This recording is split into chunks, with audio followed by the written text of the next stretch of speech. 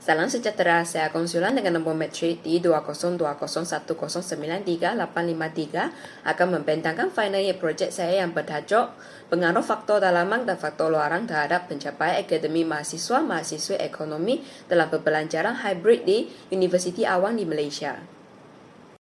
Sekarang saya akan menjelaskan abstrak kajian saya.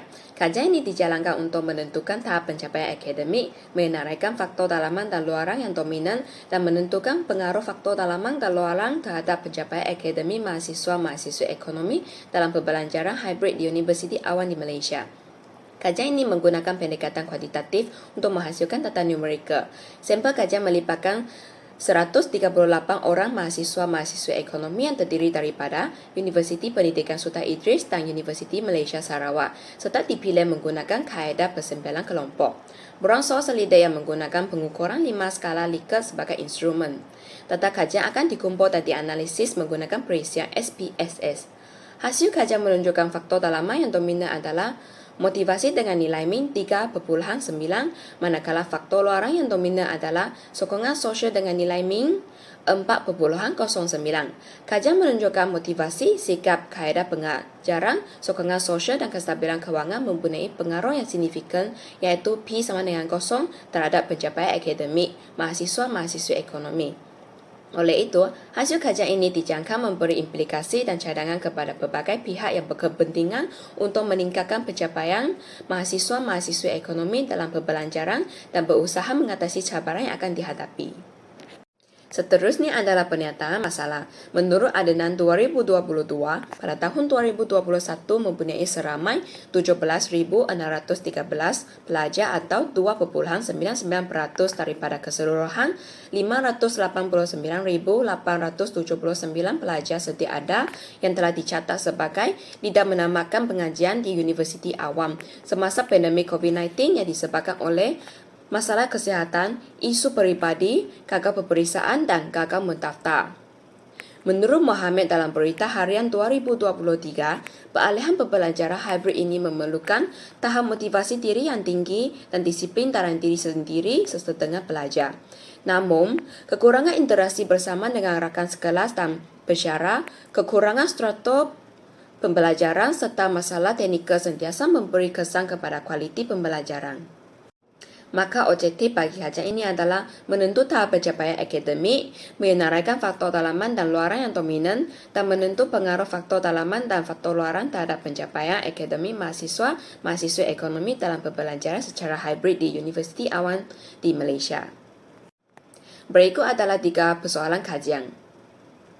Dalam kajian ini juga mempunyai 5 hipotesis kajian iaitu faktor motivasi, sikap, kaedah pengajaran, sokongan sosial dan kestabilan kewangan memberi kesan terhadap pencapaian akademik mahasiswa-mahasiswa ekonomi dalam pembelajaran secara hybrid di Universiti Awam di Malaysia. Seterusnya, kerangka kajian ini melibatkan pemboleh ubah bebas iaitu faktor motivasi, sikap, kaedah pengajaran, sokongan sosial dan kestabilan kewangan serta pemboleh ubah bersandar iaitu pencapaian akademik. Sekarang saya akan menerangkan metodologi kajian. Reka bentuk kajian yang digunakan adalah pendekatan kuantitatif, iaitu berbentuk tinjauan yang menggunakan borang soal selidek kerana ia lebih mudah, murah, cepat dan menjimatkan masa. Saya memilih 2 buah universiti yang berbeza di Malaysia iaitu Universiti Pendidikan Sultan Idris dan Universiti Malaysia Sarawak. Populasi mahasiswa-mahasiswa ekonomi bagi UPSI dan UNIMAS adalah seramai 1,258 orang. Dengan ini, perisian G-Power digunakan untuk menentukan bilangan sampel yang diperlukan iaitu seramai 138 orang. Saya memilih persempelan berkelompok di mana saiz sampel yang diperlukan adalah seramai 70 orang mahasiswa-mahasiswi dari UNIMAS dan 68 orang dari UPSI. Jadi, instrumen kajian yang digunakan adalah borang soal selidek yang menggunakan pengukuran 5 skala Likert melalui Google Form yang mengandungi 3 bahagian. Analisis data pula melibatkan 2 jenis iaitu statistik deskriptif untuk bahagian A dan B, manakala statistik inferensi untuk bahagian C. Di samping itu, saya akan membincangkan dapatan kajian yang diperoleh. Dapatan kajian menunjukkan bahawa kebanyakan responden iaitu seramai 95 orang memperoleh tahap pencapaian akademik iaitu 3.5 dan ke atas di mana mereka berada pada tahap pencapaian akademik yang sangat tinggi. Dapatan ini selari dengan kajian Harap Hak 2022 yang menunjukkan kebanyakan responden memperoleh GPA pada tahap yang sangat tinggi. Selain itu, dapatan menunjukkan faktor dalaman yang dominan adalah motivasi dengan nilai MI 3.9, manakala faktor larang yang dominan adalah sokongan sosial dengan nilai MI 4.09. Faktor-faktor ini merupakan faktor yang paling mempengaruhi pencapaian akademik mahasiswa-mahasiswa ekonomi. Tambahan pula, jadual 4 menunjukkan analisis regresi linear berganda. R-square menunjukkan sebanyak 69.7% pemboleh ubah bersandar boleh diterangkan oleh pemboleh ubah bebas. Nilai signifikan adalah kosong, iaitu kurang daripada 0.05, bermaksudnya pemboleh ubah bebas iaitu motivasi, sikap, kaedah pengajaran, sokongan sosial dan kestabilan kewangan mempunyai pengaruh yang signifikan terhadap pemboleh ubah bersandar, iaitu pencapaian akademik. Nilai beta pula menunjukkan bahawa faktor sikap, kaedah pengajaran, sokongan sosial dan kestabilan kewangan memberi hubungan positif ke atas pencapaian akademik, manakala faktor motivasi memberi hubungan negatif ke atas pencapaian akademik. Maka, dapatan bagi motivasi selari dengan Jaffa dan Mak 2020 iaitu semakin tinggi tahap motivasi murid, tahap pencapaian tidak terkesan dengan secara langsung. Bagi faktor sikap pula, dapatan ini selari dengan kajian karya 2020 yang menunjukkan sikap mereka terhadap mata pelajaran tertentu akan tinggi, maka pencapaian mereka akan tinggi. Seterusnya, dapatan faktor kaedah pengajaran juga selari dengan kajian oleh karya 2020 di mana kaedah pengajaran dan penyampaian bicara yang baik dan berkesan akan menyumbang ke arah pencapaian akademik.